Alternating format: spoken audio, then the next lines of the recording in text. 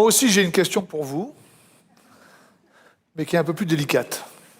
Qui a déjà consommé du cannabis pour se soigner? Levez la main. Non, non, vous êtes filmé, arrêtez, arrêtez. C'est interdit. Le cannabis est une plante assez stupéfiante, en plus d'être illicite, qui aurait des vertus thérapeutiques. Et je voulais vous parler aujourd'hui du cannabis qui soulage, non pas du cannabis qui inquiète.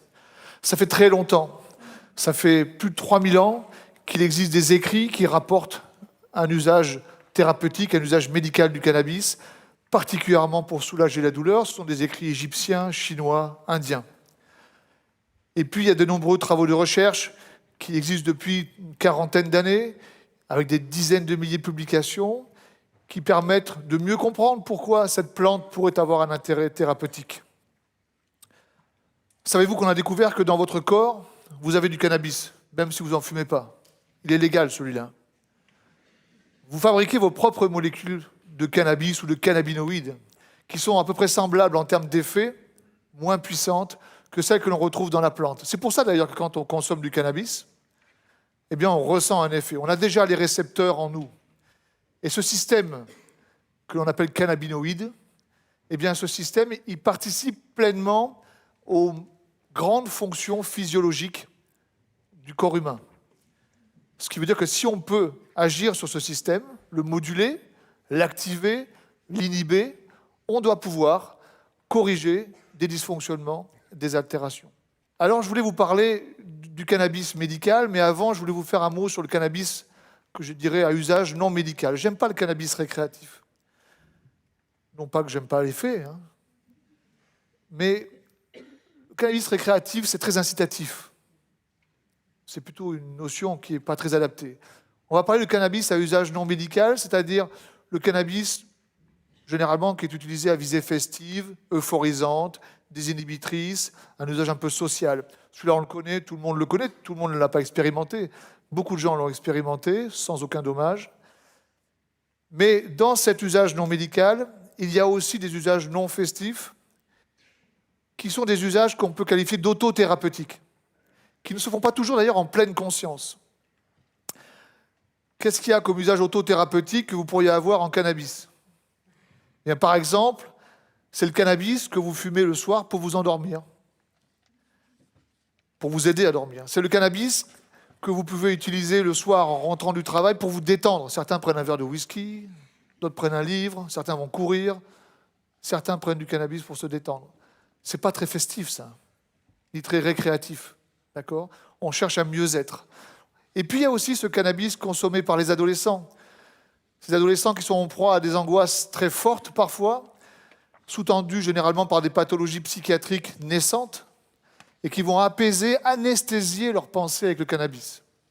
Rien de très festif dans cet usage, qui n'est pas toujours fait en pleine conscience d'un soulagement, mais qui permet quand même de se soulager. Et puis ensuite, on bascule dans le cannabis à usage médical, celui dont je voulais vous parler.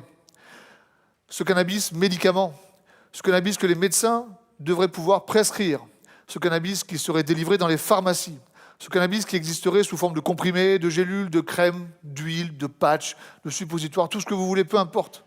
Ce qui compte, c'est qu'il soit bien formulé, bien calibré, qu'il soit au standard pharmaceutique et qu'il permette de le prescrire facilement et de le prendre facilement.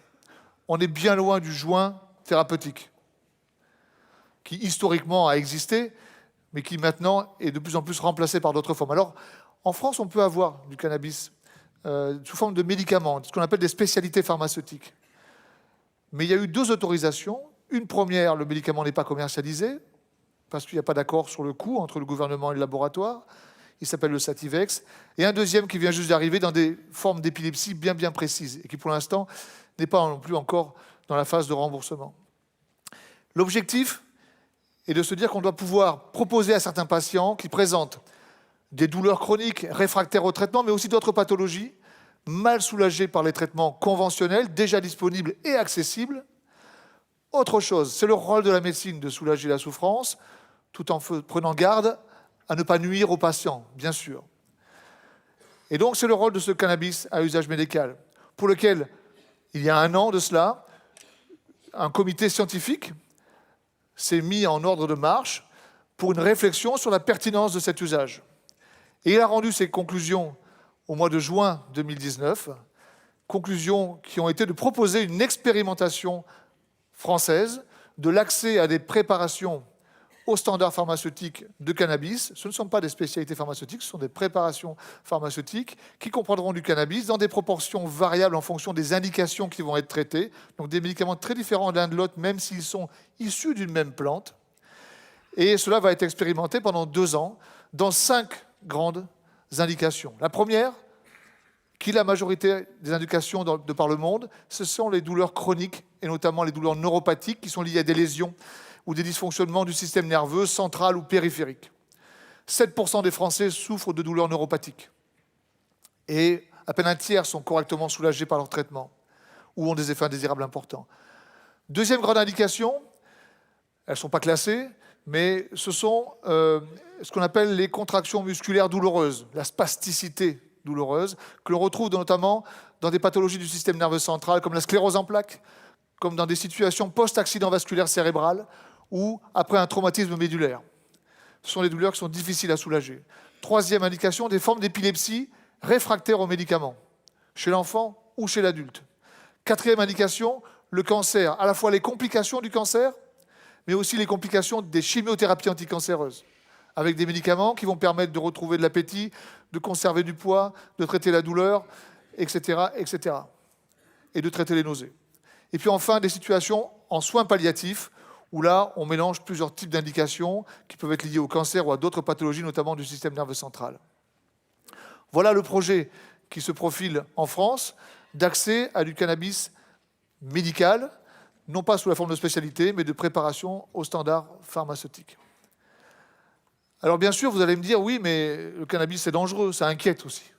Et il n'y a pas de raison que ce cannabis sous forme de médicament ne soit pas à risque. Eh bien oui, il y a des risques, mais ils sont maîtrisés parce qu'on maîtrise la finalité, parce qu'on maîtrise les modalités d'administration, et parce que le cannabis n'est pas la drogue la plus dangereuse au monde, loin de là. J'espère vous avoir convaincu que le cannabis soulage.